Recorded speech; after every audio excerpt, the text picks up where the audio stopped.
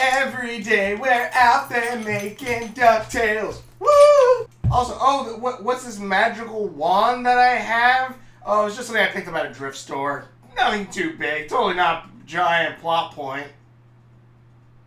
Oh, well, my Fox 9 says, again, I'm Fox, and welcome back to Ducktales. Woo! Every day we're out there making... I'm an idiot, but god dang is that song not catchy. God dang is that song catchy. I love it. But these were the episodes, Beagle Birthday Massacre, as well as Terror of the Terra-Firmians, which, one, I gotta say, oh my god, I love this show. I keep saying that every time because, yeah, I think this is probably one of my favorite top shows. Not only because of the awesome, I love the awesome writing, but also because it also is hitting me with that sweet spot of old cartoons with, like, you know, the anamorphic ducks and stuff like that, or anamorphic, you know, animals and all that, which I really like. Like, it throws me back to things like Sly Cooper and the Thievius Raccoonus and stuff like that. And again, like the original like old cartoon series and stuff like that. I don't know. I love when you take cartoons and it's cartoon characters like Donald Duck or Mickey Mouse, and you know, build a story around them. And because again, these are quote unquote timeless characters. And it's just kind of awesome seeing that happen. And I have not seen the original DuckTales for years, so I barely remember it. But again, like things like Epic Mickey, freaking beautiful. Sly Cooper, yeah, it's not Disney, but you know those animal thing. I don't know. It hits that perfect sweet spot of cartoon for me, of classic cartoon for me, which I love, which we are sorely missing a lot of. But by God, this show is freaking getting good. And it introduces one of my new favorite characters, Lena, who is a smart butt duck. And I love that. She always has a smart answer for everything. And anyone who ever knows me knows, by God, that is something I do a lot. Oh, I love it. But basically, the first episode, Beagle Birthday Massacre. Huey, Dewey, and Louie are going to go on a little raft trip and, like, I guess, go around the river. And they're going with, like, their old in-jokes and stuff, like how Louie's called Captain Lost, because he got them lost once. And they're laughing, but Webby has to stay behind, not because they're jerks and, like, they say, oh, no girls allowed, you know, some stupid bull crap like that. No, it's actually because she doesn't fit on the boat. And Webby says, oh, no, it's fine, you guys go. And they're like, are you sure? And they're like, yeah, I'm good, yeah, I'm fine. And they go, oh, well, okay, we'll be back soon. And FYI, that happened to me, like, 2 months ago. Something similar, it was jet skis. But, so, basically I had to sit and dock. But anyways, Webby had to sit there and basically, you know, wait. But she finds a bottle. She finds a bottle like a message in a bottle, opens it, and turns out it says that a bunch of sailors is being eaten by dolphins at sea. There's a bunch of them. Like, some of them, like, people are dying, stuff like that. And she follows where all these bottles are coming from, because there's, like, hundreds of them.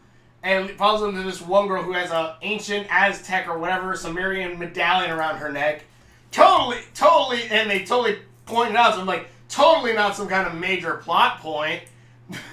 But it belongs to, like, this punk, kind of smart butt, sarcastic duck character, which, oh my God, she is awesome. I freaking love it. And I love her interactions with Webby. And especially with Beagle in the following episode. But basically, her and Webby decide, after seeing Webby do some parkour, the girl, Lena, the duck, says, hey, why don't we go, you know, have some fun or do something? Which, this is a trope. This is a trope, as well as you do kind of know where it's probably going to lead with Lena a bit. But I'm going to say right now, they write her so goddamn well, I'm okay with that. Because, spoilers, Lena is working with one of the bad guys. But they're not trying, there does seem to be, there's a difference here in the case that Lena actually seems to care about Webby. Because as they go on an adventure, as they go into, like, they break into a party, which turns out to be the Beagle Boys, like, party for their ma. And basically they get found out and they get chased around the city while the Beagle Boys around the world, there's the Deja Vu Beagle Boys. There's the Clown Beagle Boys. There's the Extreme Beagle Boys. There's the Deja Vu Beagle Boys. There's the nice 6th Street Beagle Boys. And then there's the tough Mean Street Beagle Boys. And then there's the Deja Vu Beagle Boys. And then there's, what was the other one? Oh, the Ugly Beagle Boys. Look at the freaking, God. The Ugly Loser Beagle Boys. Wow, that's just some good names. But basically they get chased around, and now they're doing this. They have to outsmart the Beagle Boys, whether it be like tricking the ugly Beagle ones to think they're the adopted British Ducks sisters of the Beagle Boys, and it steals their radio. Which again, like hearing all the Beagle Boys talk over like this CV, like these radios, I'm just like, this reminds me a lot of Sly Cooper. God, Sly Cooper. They're gonna make a movie of Sly Cooper. It's supposed to come out last year. Of course, it didn't happen. But by God, they should make it into a TV series. It would be perfect for Sly Cooper, the TV series. Have Disney behind it. Fudge, you'd be great. It's not even that bad. Like the show is the movie. The games are for general people, or I guess general audience or whatever. So it freaking works. But in any case, so basically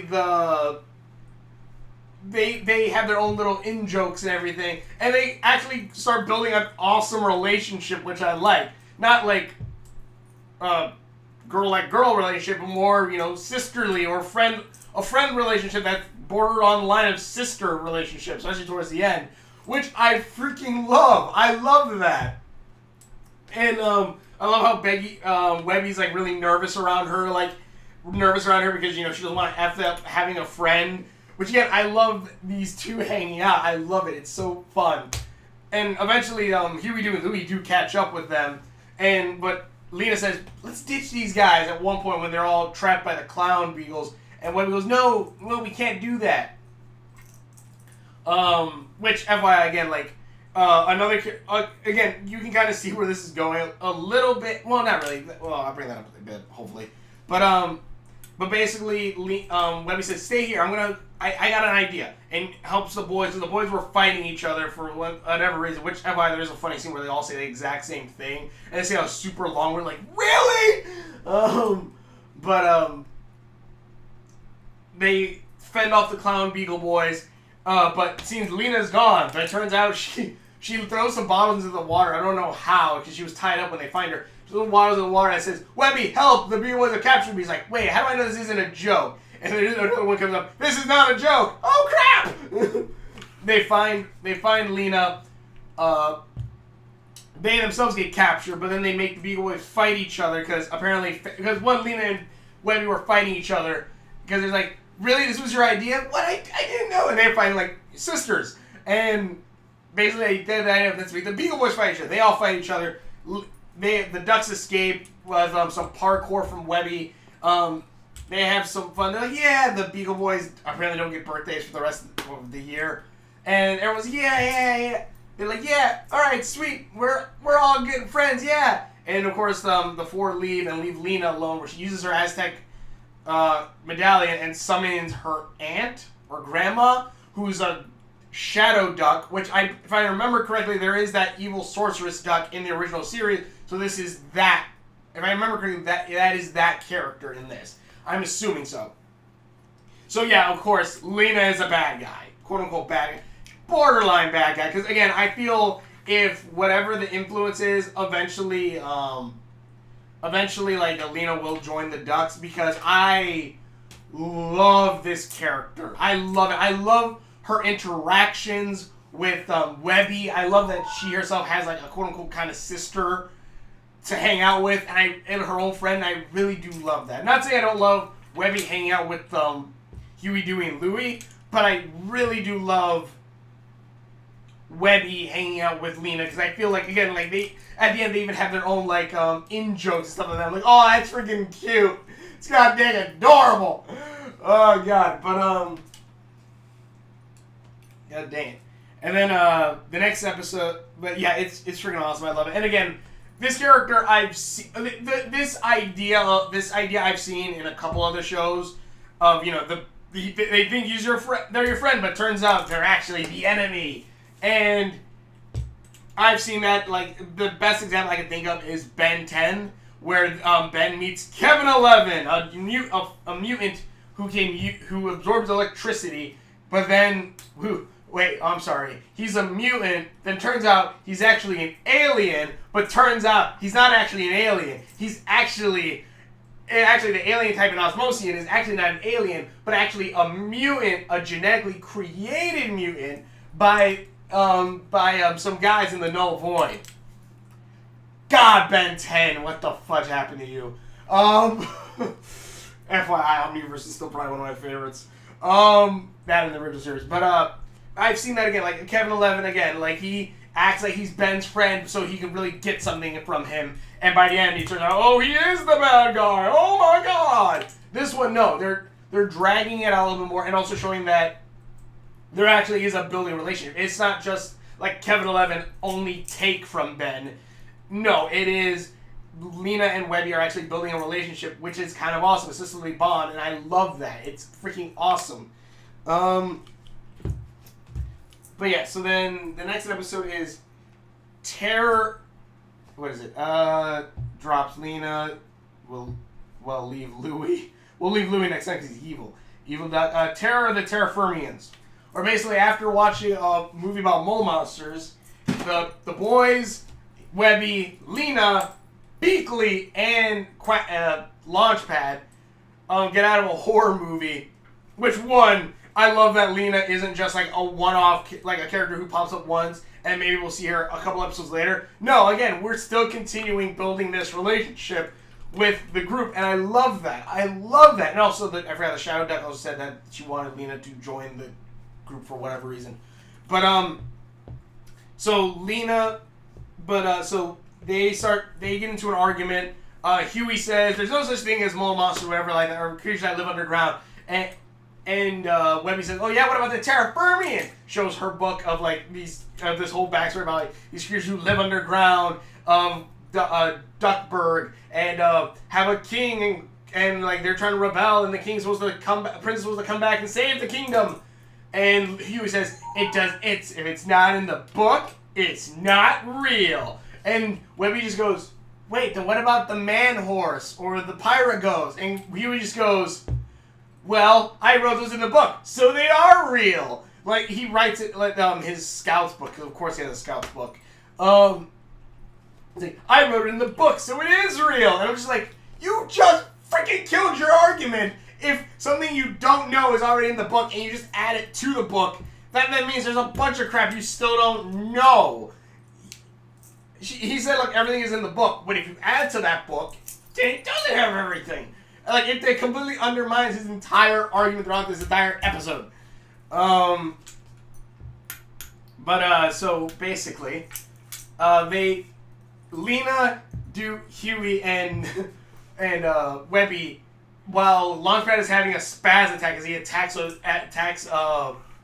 a picture of the mole people, a poster of it, after the movie, which FYI, I love that Beagle goes to Lena and goes, you told me that was an educational movie to go see for the kids, for all ages. And Lena goes, yeah, you should really know the dangers of mole monsters and also proper chainsaw etiquette. I'm like, oh God, I love you, Lena. You have, yes. I love the smart butt answers, yes. Because again, I love giving those out too. Especially one that she gives out later on is freaking amazing. But in any case, but Lena, Huey, and Webby go into the train, the subway, because they say that Webby says she's gonna prove that there are mole monsters. But like they're like, shouldn't we tell the others that we're gonna go? And they're like, hey, we're gonna go fight the mole monsters, okay? Yeah, see, we tell them, pretty good. But they go in there, they get trapped. They go in there, Beagle finds them. Also, I forgot to mention, Launchpad believes Dewey is a mole monster in disguise. And it also turns out Dewey is actually Launchpad's best friend. But they get stuck in the subway. Beagle finds them as well as Launchpad. Everyone else comes in. And they try to get this subway car working because they're all trapped down here. Turns out there's some neat things moving around. Huey says it's tectonic plates. But turns out no, it actually is Terra-Firmians. As they start running around, but it seems the Terra-Firmians are scared of the kids. And again, there's the whole thing. There's actually, before all that happens, again, there's a bunch of awesome things where like Lena scares Huey, and like she high fives Webby. It's small things like that that make you believe, yeah, these guys are friends and they're awesome. Like when they high five when they scare Huey or stuff like that, or like or goddamn, what is it? Or Lena like coming to Webby's aid or saying, "How do you know there's no mole monsters?" Or stuff like that. It's just awesome. I love that stuff like that. She's even protective of Webby, kind of. I really do love that. What else was there? What is it? Beagle says, "Lena, come with me to help me with this. Go help me like unhook the cars, and Launchpad, you go make the train work." And Launchpad goes, "I've never crashed a train before." Then don't crash it.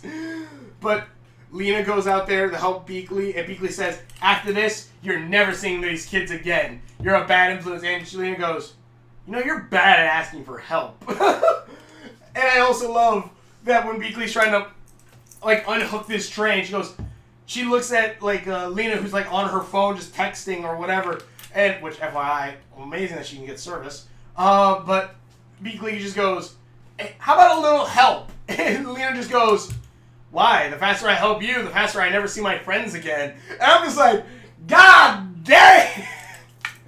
Oh God, I love that. Like, that is probably one of the best smart butt answers I've seen on TV. That is one of the really best smart butt answers. Which, again, I understand both of these characters' kind of things. Because, again, it's not like watching a character you hate, knowing they're evil, and just joining it, and then, like, you know, everyone's like, "Come on, guys, she can't be all that evil." Like, can you not see she's evil? No, this character is honestly very charming, and very likable, and I love her. And I also understand Beagle. Well, I also understand, like, how Beagle gets angry, because I met people like that, where, like, one smart butt answer, and they will get on you, or they will be very angry at you. Mind you, that she's angry for more than that reason.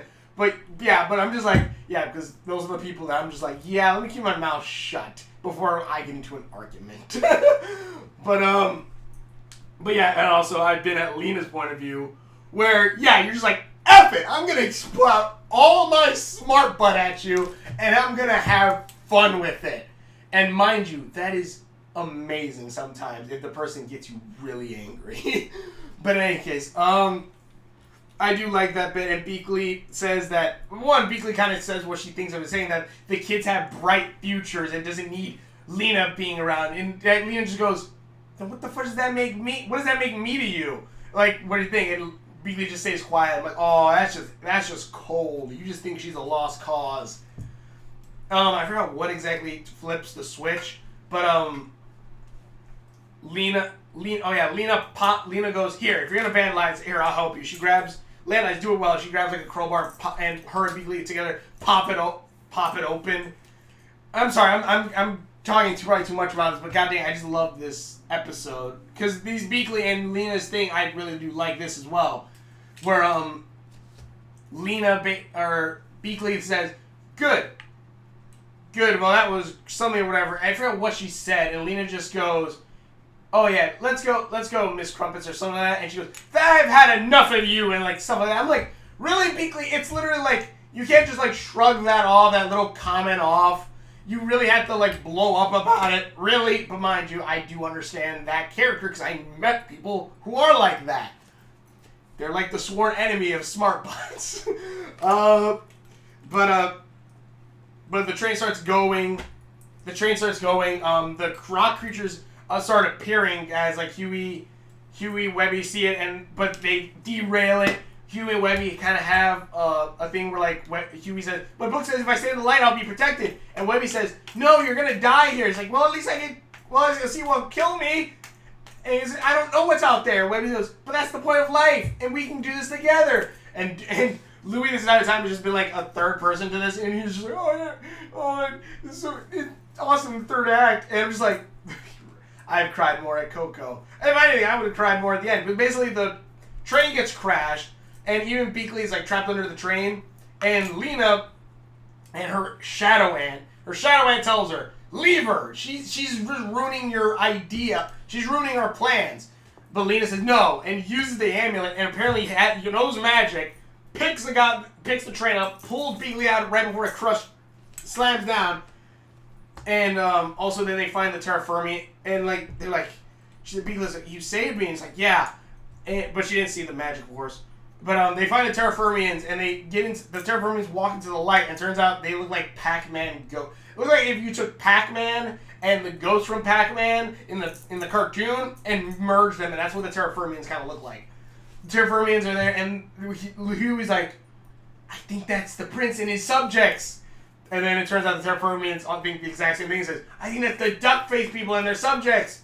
They go together, they like do a little like finger touch, like E.T., and the Terra-Firmians lead a way out. Everyone leaves out. I forgot, Launchpad thinks he's a mole man at the end with Huey, but then and Huey just like is having none of this. None of this mole man stuff. And then what is it? Beagle just says, you're not a mole man. He goes, okay, leaves. And I do love the part where, like, well, apparently whenever the shadow hits Lena, or light hits Lena, the shadow appears, which the shadow's about to attack Beagle, and Lena had to, like, walk out of the way to keep her from attacking. But, her aunt goes, why did you do that? Why, you just made this worse. But then, of course, Beagle comes up and goes, Lena, I'm sorry for what I said. You're a great kid, and would you like to go get some pancakes? Pancakes at the mansion, and Lena goes, yeah, sure.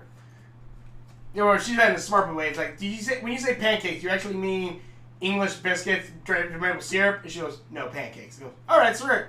Then Beagle walks up, and she looks to her shadow aunt, just goes, I'm playing the long game. And then, like, walks up there. But, again, the way she says it, it's not all over evil. It still feels like if something were to happen to, like, let's say her shadow aunt was going to hurt Webby or any of her friends, she would still defend them. It doesn't feel like she has no ties to them at all. No, she does feel like she's getting attached to these characters as we're getting attached. And I really do love that. It's beautiful. I love this. Let's see, Huey Scout Manual, Launchpad is special. Lena being a hole is still funny. Yep. Lena avenges Webby. Oh, God, I love Lena. Blame the mysterious... Oh, yeah. Oh, yeah. At one point, Beagle, like, blames, like, you did this, didn't you? And Lena just goes, sure, blame the mysterious rebel who plays by her own rules. And I'm like, Lena, you're not helping your cause, but by God, are you hiding in plain sight? Also, Launchpad at one point grabs a pipe ready to knock out Huey, or Louie. Huey, Dewey. Dewey's a blue one. Okay, yeah, I think I covered most of it. One last thing before I end this. There's a scene where Webby and Lena go, like, Lena holds a fist out and Webby goes, ah! Does the fist and just goes, Lena just goes, you want to explode it, don't you? And Webby goes, ah, alright. And all I could think was, follow.